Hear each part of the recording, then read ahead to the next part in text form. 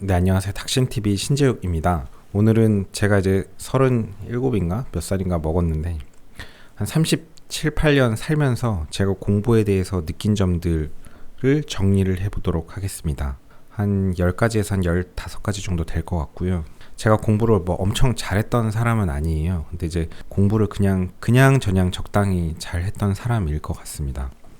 이렇게 말씀드리는 이유는 세상에 저보다 공부를 엄청 잘하는 사람들이 많아요. 뭐 수능 수석을 하는 사람도 있고, 뭐 수능 만점자도 많이 있고, 뭐 국제대회 올림피아드 나가서 ICH 은상 받은 뭐 선수같이 이렇게 대단한 사람들도 있고 한데, 제 친구들 중에는 뭐 저 같은 사람은 사실 그런 친구들에 비하면 뭐 완전 거의 병신급인데, 그럼에도 불구하고 저도 어떤 사람들이 볼 때는 또 되게 잘하는 사람일 수도 있거든요.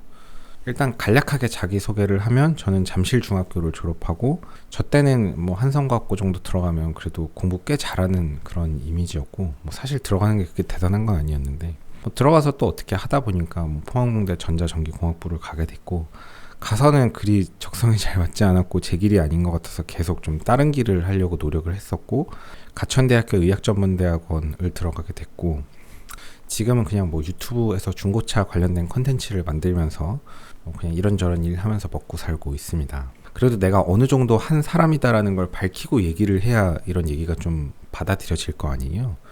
근데 내가 하고 싶은 얘기는 내가 이렇게 잘했던 사람이니까 내 얘기를 들어보세요가 아니고, 정말 잘했던 사람들의 얘기는 의외로 도움이 좀 안 돼요. 뭐 수능 만점 맞은 사람들 얘기 들어보면 맨날 뭐 교과서만 열심히 받고 뭐 학교 수업 열심히 잘 들었어요, 뭐 이런 얘기 하잖아요.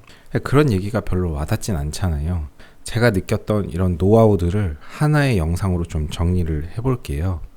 첫 번째 주제입니다. 공부는 가르치면서 할 때 완성된다. 여러분이 공부를 다 하고 시험장에 갔는데 내가 아는 것 같은데 그렇게 여러 번 봤던 주제인데도 틀릴 때가 있습니다. 내가 분명히 아는 건데 이게 이건가 내가 확실하게 모르겠네.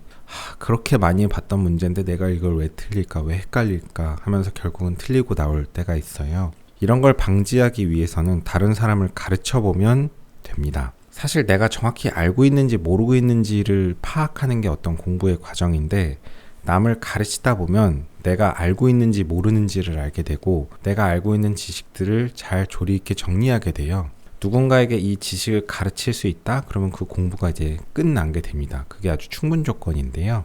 그래서 공부를 하면서 그 내용을 다른 사람에게 가르치는 것도 좋은 방법이고요. 근데 그걸 이제 들어줄 사람이 있어야 되는데, 아니면 혼자서 그냥 쭝얼쭝얼 대면서 가르치듯이 공부를 하는 것도 나쁘진 않습니다. 여러분이 다른 사람에게 가르칠 수 없다면 그 지식은 완성된 지식이 아닙니다. 두 번째 주제입니다. 공부를 함에 있어서는 내가 아는 것과 모르는 것을 정확하게 구분하는 게 되게 중요해요. 공부는 이꼴 내가 아는 것과 모르는 것을 계속 구분해 나가는 과정인 것 같기도 합니다. 이렇게 공부를 할 때 계속 이렇게 체크를 해요. 내가 아는 건 이거고 여기는 모르는 거다. 내가 아는 건 이거고 내가 모르는 거는 이거다. 이렇게 해서 아는 것과 모르는 것을 구분해 나가는 거를 하고, 책을 이제 반복하고 회독수를 높여가면서 아는 거는 이렇게 지워 나가는 과정입니다. 모르는 것만 계속 체크해 놓고 회독수를 돌릴수록 1회독, 2회독, 3회독, 4회독이 되면 회독수가 높아질수록 보는 속도가 엄청나게 빨라져요. 처음에 1회독 할 때는 2달이 걸렸지만 2회독 할 때는 한 달도 안 걸리고, 3회독, 4회독 할 때는 일주일도 안 걸리고, 6회독, 7회독 할 때는 하루면 하고도 남습니다. 그게 가능한 이유는 내가 아는 지식들을 다 지웠고 모르는 것들만 정리해서 남겼기 때문에, 그 모르는 것들만 딱 남겨서 보면 책 한 권을 보는데 몇 시간이 걸리지도 않아요. 그래서 결국은 회독수를 높여가면서 공부를 한다는 거는 내가 아는 것들은 아는 걸로 내비두고 모르는 것들 위주로 봐서 내가 모르는 부분들을 메꿔 나가는 게 이제 회독수를 높여가는 공부의 과정입니다. 계속 공부를 할 때마다 내가 이거는 알아. 요거는 잘 모르는 거니까 이걸 공부해야겠다. 이런 식으로 공부를 해 나가셔야 돼요. 물론 이제 너무 지엽적인 걸 다 알아야 된다는 얘기는 아닙니다. 알아야 되는 것들 중에 내가 아는 것과 모르는 것을 구분하라는 의미예요. 그래서 시험을 볼 때 시험을 잘 치는 사람의 특징은 뭐냐 하면, 시험지를 딱 받는 순간 정말 공부가 딱 완성되었을 때는 이런 느낌이 들어요. 이거 내가 아는 문제, 이거 맞출 수 있어, 이건 답이 이거네, 나 이거 분명히 맞았어. 딱 문제를 보는 순간 이거 되게 어려운 문제인데 이거 시간 되게 오래 걸리는데, 근데 내가 이건 알긴 알아, 내가 시간을 투자하면 이건 맞출 수 있어. 그러면 일단 시간이 들더라도 풀고 답을 내고 이건 내가 맞은 것 같아 하고 넘어갈 수 있습니다. 그리고 또 어떤 문제를 딱 봤는데 보는 순간 이거는 내가 모르는 문제네, 이건 내가 고민해도 맞출 방법이 없다, 그냥 찍고 지나가자고 딱 찍고 지나갑니다. 공부가 제대로 된 사람은 자기가 아는 것과 모르는 것을 정확히 구분할 수 있기 때문에 아는 것에는 시간을 쓰고 아는 것을 또 맞추고 모르는 것은 시간을 쓰지 않고 과감하게 딱딱 찍고 지나갈 수 있습니다. 이게 공부가 완성이 돼서 내가 아는 것과 모르는 것을 구분할 수 있으면 이런 경지에 이르고요. 공부가 이제 어설프게 된 사람의 특징은 자기가 뭘 알고 뭘 모르는지를 몰라요. 시험을 막 보면 막 열심히 풀고 나와서 나중에 거의 다 맞은 것 같은데 채점해 보니까 계속 비가 내리죠. 이상하다, 이거 분명히 맞았는데 답지가 가형 나형 잘못됐나? 왜 틀렸지? 나 다 맞은 줄 알았는데 채점해 보니까 뭐가 좀 안 맞네. 그리고 뭐 친구랑 이제 비교해 보고 이거 뭐 오답 아닌지 클레임 걸려고 준비하고 있고 뭐 이러죠. 그러니까 자기가 뭘 맞췄는지도 모르고 자기가 뭘 틀렸는지도 모르고 자기의 예상대로 채점이 되질 않아요. 왜? 자기가 뭘 아는지 모르는지 모르기 때문입니다. 그래서 공부가 이제 확실하게 되면 시험 문제를 딱 보는 순간 내가 이 문제를 아는지 모르는지가 따다닥 나옵니다. 그 정도 경지에 이르는 게 중요해요. 모든 문제를 다 맞출 필요는 없어요. 문제를 보는 순간 내가 아는지 모르는지라도 정확히 알면 굉장히 공부가 잘 된 상태입니다. 세 번째 주제입니다. 기출을 열심히 풀자. 보통 이제 공부를 아주 잘했던 사람들은 맨날 교과서만 보자, 뭐 기본에 충실하자, 뭐 이런 얘기를 하죠. 별로 와닿진 않아요. 저는 사실 그런 얘기들을 별로 좋아하진 않는데 저는 기출을 좋아합니다. 기출, 족보가 제일 중요해요. 저 같은 평범한 사람들에게는. 저는 평범하거든요. 여러분이 출제자면 어떻게 출제를 하겠어요? 기출을 보고 출제를 해요. 옛날에 어떤 문제가 나왔는지를 보고 그걸 피하라고 해도 피하는 게 쉽지 않아요. 왜 그럴까요? 중요한 건 중요하기 때문이에요. 여러분이 출제자인데 출제자로서 감감돼서 들어가서 문제를 내는데 진짜 지엽적인 거 이상한 거 문제를 내면 자기들끼리도 그 문제를 출제하고 나서 디베이트를 하게 되는데 그냥 아주 지엽적인 모의고사는 논외고 실제 시험에서는 항상 중요한 걸 묻게 되어 있습니다. 10년 전에 중요한 건 5년 전에도 중요하고 1년 전에도 중요하고 지금도 중요해요. 10년 전에 중요하지 않은 건 5년 전에도 중요하지 않고 1년 전에도 중요하지 않고 지금도 중요하지 않아요.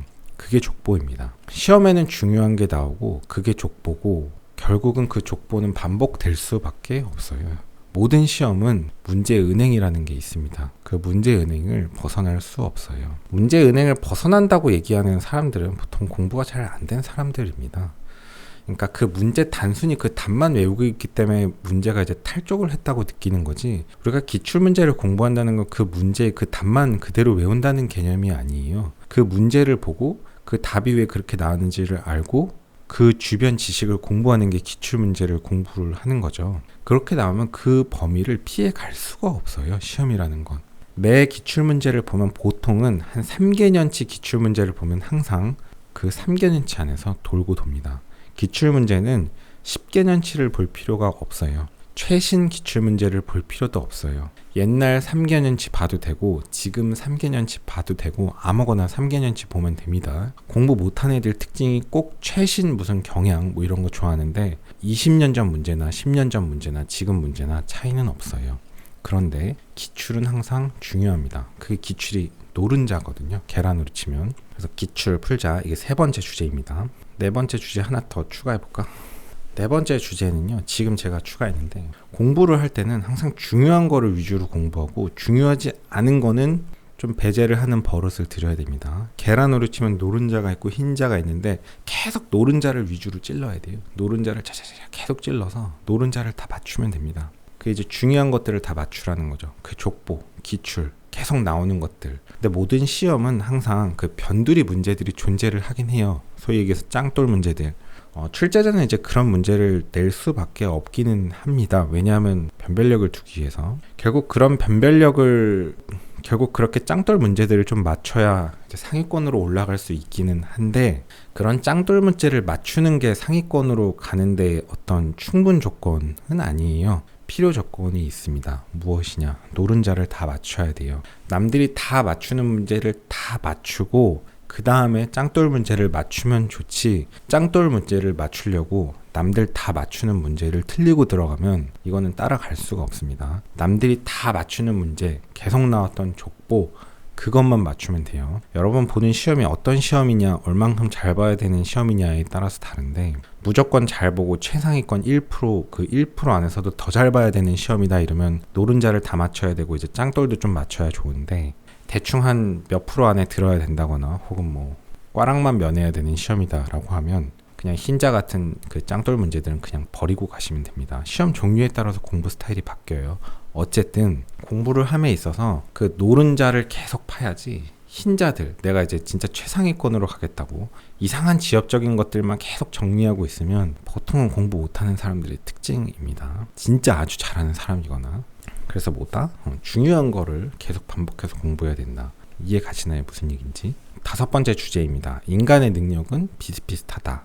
저는 이제 상위권 집단에서 잘하는 애들을 많이 봤어요. 진짜 이제 괴물처럼 잘하는 애들이 있고, 뭐 서울과학고에 갔던 그런 데서 뭐 아이 대표에 나갔던 그런 멤버들 뭐 여러 명 있어요. 뭐 물리로 나갔던 애, 뭐 화학으로 나갔던 애, 사실 다 그냥 다 아는 애들인데 이름도 다 생각나는 애들이고, 86년생 제 친구들은 그렇게 잘하는 애들 다 봐도 걔네들은 조금, 아이 대표들은 조금 노내고, 그 외에 나머지 사람들은 꽤 내로라 하는 사람들도 실제로 뭐 엄청나게 그렇게 대단하진 또 않아요.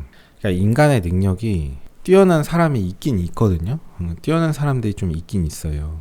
있긴 있는데 뭐 그 정도로까지 꼭 잘해야 되지는 않아요. 그건 이제 완전 그냥 넘사의 영역으로 가는 사람들이 조금 있고, 대충 그래도 이런 보표마다 시험에서 한 10% 안에 드는 건 어렵지 않고 한 3% 안에 드는 것도 그리 어렵지는 않아요. 제가 뭐 무슨 요즘에 유튜브에도 무슨 유명한 노량진 무슨 학원 강사분이 김한길 강사님인가? 뭐 그분이 하는 건가? 뭐 이런 걸 대충 듣다 보니까 저도 상당수의 사람들은 대부분 노력도 안 하고 공부를 아예 안 한다는 거예요. 사실은 실제 이 모든 시험의 한 80% 사람들은 공부 제대로 안 하거든요. 그러니까 사실은 상위 10% 안에 드는 게 그리 어렵지 않고, 공부 좀 하면 한 5% 안에 들고, 열심히 하면 한 3% 안에 들어요. 1% 안에 드는 건 쉽진 않은데 1%에서 더 들어가는 거는, 이거는 뭐 엄청난 노력이 필요하고 좀 머리도 좋아야 되고 뭐 유전자도 필요하고 여러 변수가 있습니다. 근데 어쨌든 뭐 상위 뭐 10% 5% 안에 드는 건 그렇게 어렵진 않아요.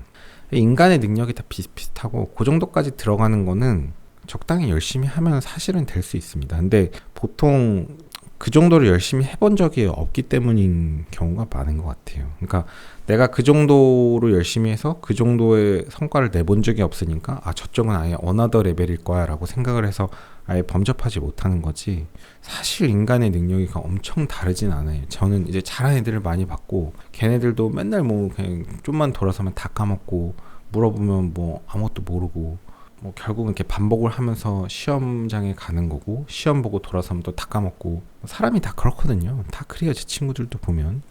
그 다음 6번. 이 주제는 조금 불편하실 수도 있는데, 대치동은 도움이 된다 입니다. 공부를 할 때는 그 공부를 하는 사람들이 많이 모인 곳에 가는 게 저는 도움이 되는 것 같아요. 제가 이런 얘기를 하면 공감을 못하는 사람들도 있어요. 그러니까 이게 모든 사람한테 적용이 되는 건 아니에요. 그러니까 수능 만점 받은 사람 보면 뭐 교과서만 봐도 되고, 뭐 집에서 방구석에서 공부해도 잘하고, 뭐 학원도 한 번도 안 다녔고 시골에서 공부했는데 전국 1등하고 뭐 이런 사람들 있잖아요. 그러니까 그건 조금 좀 예외적인 사람이고, 그런 사람은 이런 얘기를 공감을 안 할 텐데, 그냥 이제 보편적인 대부분의 사람들, 집에 가면 계속 잠만 쳐자고, 뭐 컴퓨터 앞에 있으면 컴퓨터 게임만 하고, 옆에 핸드폰만 있으면 핸드폰만 계속 보고 있고, 대부분의 사람들이 그렇잖아요. 저도 그렇고 제 주변에 공부를 잘했던 대부분의 사람들도 사실은 좀 비슷해요. 근데 이런 사람들이 비슷한 환경에 놓여 있으면 다 비슷한 행동을 하고, 옆에 다 공부하고 있어갖고 그냥 눈에 불을 켜고서는 막 옆에도 뭐 이렇게 선행학습하고 있고 공부하는 그런 분위기에 가면 사람이 또 공부를 좀 하거든요. 옛말에 뭐 서당계 3년이면 풍어를 읊는다 이런 말도 있고, 뭐 맹모 3천인가 뭐 이런 말도 있잖아요. 다 같은 얘기인데, 불편하긴 하지만 공부를 많이 하는 그런 좀 핫한 동네들이 있잖아요. 뭐 목동, 잠실, 대치, 노원, 그다음에 뭐 대구로 치면 뭐 수성군가, 이런 몇 개의 지역들이 있잖아요. 그런 지역으로 모이는 게 공부에 도움이 되냐라고 하면 저는 뭐 솔직히 좀 도움이 된다고 생각합니다. 동의 안 하는 사람들도 있는데 저처럼 조금 떨어지는 사람들은 그런 게 도움이 되는 것 같습니다. 7번째 주제입니다. 학원은 공부 분위기를 보러 가는 곳, 정확하게 오프라인 학원은 공부 분위기를 느끼러 가는 곳입니다. 제가 좀 전에 뭐 대치동이나 이런 공부 잘하는 그런 학군이 있는 곳으로 가는 게 좀 도움이 된다고 말씀드린 거랑 결국 상응하는 건데, 어떤 공부를 할 때 오프라인 강의를 좀 가끔씩 듣는 게 좋기는 좋아요.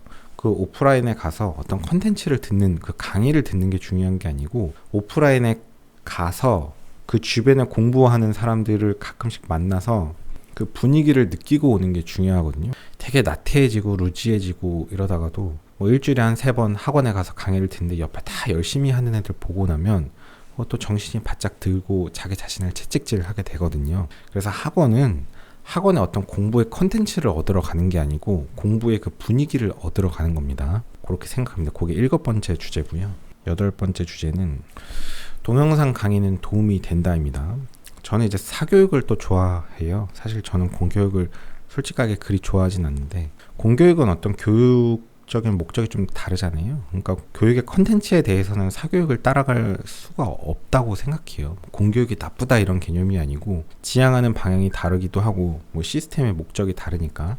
저는 뭐 사교육을 좋아하는 편이고, 잘 가르치는 사람이 잘 가르치는 강의가 학생에게 도움이 된다고 생각합니다. 뭐 이게 설명이 필요한가요? 못 가르치는 사람이 강의하는 거 들으면 뭐 알아들을 수가 없잖아요. 여러분들 유튜브를 들을 때 뭐 말을 잘하는 사람을 얘기를 듣지, 뭐 무슨 소리 하는지 모르겠는 사람 얘기 들으면 답답하죠. 하물며 어려운 내용 공부하는데 그렇지 않을까요? 강사가 강의를 잘 정리를 하고 판서도 깔끔히 하고 내용을 정리를 잘 해서 전달력도 있게 전달을 잘 해주면 공부하는데 도움이 됩니다.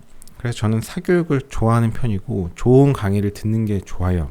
이렇게 하면 또 서글픈가요? 사교육 뭐 정말 사교육이 좋다는데 닥신이 사교육 뭐 받을 수 있는 사람은 받고 못 받는 사람은 어떻게 하냐 하실지 모르겠는데, 글쎄 이런 말을 그래도 제가 좀 할 수 있는 이유는 지금 한국 사회에서 이런 사교육 시장이 옛날에 비해서는 굉장히 많이 평준화됐다고 저는 생각해요. 옛날에는 고액과외 이런 게 있었잖아요. 옛날에는 진짜 유명한 사람들이 강의를 하는 게 정말 그냥 고액으로 돈을 받으면서 강의를 하고 다녔고 과외를 하고 다녔고, 그 과외비를 낼 수 없는 사람은 그 과외를 받을 수가 없었잖아요. 사실은 지금은 웬만한 과외 받는 것보다 컨텐츠로 보면 그냥 유명한 동영상 강의 듣는 게 훨씬 더 컨텐츠가 훨씬 더 좋고, 엄청나게 유명한 그냥 1타 스타 강사의 강의를 그렇게 비싸지 않은 가격에 들을 수 있죠. 그렇게 범접할 수 없는 정도의 금액은 아닐 것 같아요. 뭐 그마저도 좀 어려운 경우는 제가 좀 뭐라고 할 말이 없지만, 어쨌든 그래도 상당히 많이 평준화되기는 했습니다. 접근 가능성이 많이 문턱이 낮아졌어요. 그래서 동영상 강의는 도움이 되고, 저는 이제 스타 강사, 유명 강사에 잘 정리된 그런 컨텐츠들이 도움이 된다고 생각하는 사람입니다. 그게 8번째고요. 9번째 주제입니다. 두꺼운 책을 보지 말자. 생물을 보는데 뭐 바이올로지를 보고, 일반화학을 공부하는데 뭐 일반 물리를 공부하는데 뭐 할리데이 펴놓고, 할리데이 저도 다 공부했고 뭐 바이올로지도 다 공부했었고 했는데, 수업 목적의 공부를 할 때 너무 기본서고 두꺼운 책을 보고 있는 거는 조금 그리 좋지는 않습니다. 그러니까 중고등학교 공부를 치면 수학의 정석, 뭐 저희 때 헤드 투 헤드, A급 수학 이런 거 요즘에도 있는지 모르겠는데 그런 책들 저도 다 엄청나게 많이 풀었었는데요. 그렇게 두꺼운 책들, 특히 이제 수학의 정석 뭐 이런 책들의 단점은 책이 너무 두껍고 문제가 너무 많아요. 그래서 1회독을 하는 게 너무 힘들거든요. 근데 공부를 할 때는 이런 책을 갖고 공부하면 1회독을 할 수가 없기 때문에 그냥 하다가 지쳐서 그만두거든요. 근데 공부를 할 때는 그냥 일단은 좀 넓은 범위를 좀 얇은 깊이로 한번 훑어보는 것도 되게 중요하거든요. 그리고 그 지식이 머릿속에 들어가서 좀 시간이 지나고 나면 이제 이 정도도 좀 해볼 수 있을 것 같은데 라는 자신감이 생겨요. 그래서 너무 두꺼운 책을 갖고 1회독을 한번 하기 어려운 것보다, 예를 들어서 뭐 수원을 공부한다고 하면 수학의 정석 수원을 보면 이거 1회독 하는데 뭐 한 6개월 걸릴 수도 있잖아요, 처음에는. 그렇게 하는 것보다 얇은 책을 갖고 수원을 1회독을 그냥 한 달 안에 끝내는 게 좋아요. 이렇게 얇은 책, 두꺼운 거 말고 이렇게 얇은 거면 충분합니다. 그래서 가장 좋은 게 200문제가 딱 적당합니다. 제가 기출문제는 3년치라 그랬잖아요. 특정 과목은 항상 200제면 딱 충분합니다. 수원 200제, 수투 200제, 그다음에 뭐 수리통계라 그러면 200제. 딱 200제, 200제, 200제. 뭐 수원 수투 통계라고 치면 200, 200, 200, 600문제. 그 600문제만 계속 반복해서 반복. 그러면 여러분의 실력이 엄청나게 빠른 속도로 늘어납니다. 근데 그거를 뭐 수원 수학의 정석, 수투 수학의 정석, 통계 수학의 정석 그걸 다 보고 있다. 뭐 수학의 정석을 저도 많이 풀긴 했는데 그게 좋은 방법은 아닌 것 같아요. 제가 이제 과학과 나왔잖아요. 제가 그때 거기서 수학은 잘했는데 뭐 저보다 잘하는 애들도 많이 있지만 실력 정석 수학 어렵거든요. 그거 그렇게 잘 푼 애들이 그렇게 많지는 않아요. 만만치 않거든요. 어려워요. 그거 갖고 하다 너무 질리니까 그냥 EBS 200제 뭐 이런 거 있잖아요. 수원, 수투, 통계 그걸로 계속 돌려서 계속 반복하면 됩니다. 그러면 굉장히 큰 실력이 됩니다. 어느 정도까지 반복을 하면 되냐 하면 문제 딱 읽는 순간 그냥 풀이가 완전히 외워져서 쭉 나올 정도로 그렇게 하시면 됩니다. 그게 9번째고요. 그 다음에 10번째 주제입니다. 제가 조금 전에 말씀드렸는데요. 계속 반복해서 풀면서 이제 외울 때까지 풀라 그랬잖아요. 그냥 문제를 보는 순간 주주주주 그냥 풀이가 나올 정도로 그 정도로 여러 번 반복을 해서 풀어놓으면 나중에 다 이해가 갑니다. 이해가 안 가는 걸 일단 외우잖아요. 나중에 이해가 갑니다. 그게 왜 그런지 모르겠는데 신기해. 뇌가 뭐 무슨 기능이 좀 있는 것 같아요. 그냥 일단 외워. 나중에 이해가 갑니다. 제가 이제 한성과학고 다닐 때 유정석이라는 선생님이 계셨는데 지금 어디 계신지 모르겠는데 수학을 가르치는 수학 선생님인데 이름이 유정석이에요. 이 선생님이 이제 하신 어록이 있는데 너희들이 이제 뭐 수학의 천재면 뭐 수학을 뭐 잘 하겠지만 천재가 아니면 잘하는 사람들이 푼 풀이를 흉내 낼 줄 알면 된다. 뭐 이런 얘기를 했습니다. 여러분이 뭐 수학과 가서 교수 될 거고 뭐 이렇게 아주 뭐 노벨상 탈 정도로 잘하는 게 아니고 단순히 이제 시험 잘 보는 정도의 목적 보편적인 대부분의 사람들이라면은 항상 그 200제 정도를 완전히 암기할 정도로 반복해서 풀면 그래서 그게 다 암기가 되면 이해가 가게 되고 그 상태로 이제 조금 이제 기출을 보면 조금씩 확장해 나가는 겁니다. 거기서 그렇게 공부하시면 됩니다. 그래서 이제 두꺼운 책들 있잖아요. 두꺼운 책들 뭐 두꺼운 책 뭐 그런 거는 이제 친구 이제 라이벌 선물 주면 됩니다. 그 애는 그런 거 열심히 하라고 하고 나는 얇은 책만 공부하면 됩니다. 11번째 주제입니다. 공부할 때는 항상 정신교육이 필요합니다. 의외로 공부를 하면서 되게 중요한 게 정신교육이에요. 유명 스타 강사의 강의를 계속 들으면서 따라가는 이유도 사실은 그런 사람들이 정신교육을 해줍니다. 사실 공부라는 게 되게 불안하거든요. 시험이 다가올수록 준비된 게 없고 불안하고 초조하고 포기하고 싶고 재수하고 싶고 한 번 더 하면 더 잘할 것 같고 모의고사 망했는데 다 때려치고 싶고 나만 모르는 것 같고 실력이 안 느는 것 같고 이대로 공부해도 되는 건지 모르겠고 뭘 공부해야 될지 모르겠고 사람이 다 그렇잖아요. 근데 이럴 때 이제 정신교육이 필요합니다. 그 공부를 계속 그대로 유지할 수 있게끔 계속 이렇게 채찍질을 해주고 이끌어주는 그런 지도자가 좀 필요해요. 그런 게 좀 필요합니다. 정신교육을 받아야 되는데 사실 이제 학원에 가는 이유가 결국 이제 정신교육 받으러 가는 겁니다. 그래서 이제 이게 11번째 주제였습니다. 정신교육은 필요하다. 그 다음에 이제 12번째 주제인데요. 선행학습은 도움이 됩니다. 선행학습을 되게 나쁜 것처럼 얘기하는 게 있는데요. 사실 정상적인 커리큘럼을 고1 과정을 고1 때 하고 고2 과정을 고2 때 하고 고3 과정을 고3 때 하면 고3 때 수능을 봐서 잘 볼 수가 있나요? 저는 그 잘 보는 게 대단하다고 생각하는데 저처럼 평범한 사람 입장에서는 공부는 반복이 중요하고 그 반복을 하기 위해서는 일정 부분 선행학습을 해야 반복할 시간도 있어요. 그리고 어떤 지식이라는 건 머릿속에 들어가고 어느 정도 시간이 지나고 좀 무르익어야 좀 정리가 되는 게 있습니다. 머리에 들어온 지 얼마 안 된 지식은 내가 자신감을 갖고 나올 수가 없어요.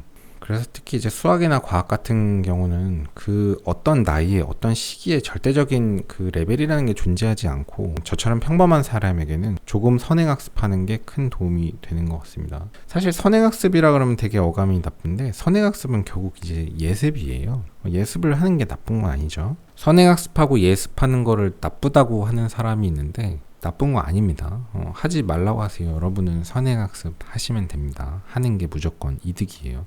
선행학습 나쁜 거 아닙니다. 13번째 주제는 유전적인 한계는 존재한다. 공부함에 있어서 제일 중요한 게 유전자냐 뭐 이런 말도 있죠. 아주 틀린 거 같지는 않습니다. 아주 틀린 거 같지는 않은데요. 제가 아까도 말씀드렸는데 뭐 전환길인가 이런 분 강사 이제 강의도 약간 나오는데 사실 상당수의 학생들은 공부 안 하거든요. 한 90%는 공부를 거의 안 하죠. 그러니까 공부를 조금만 해도 10% 안에 들 수 있고 조금 더 열심히 해서 한 절반 제끼면 5% 안에 들어가요.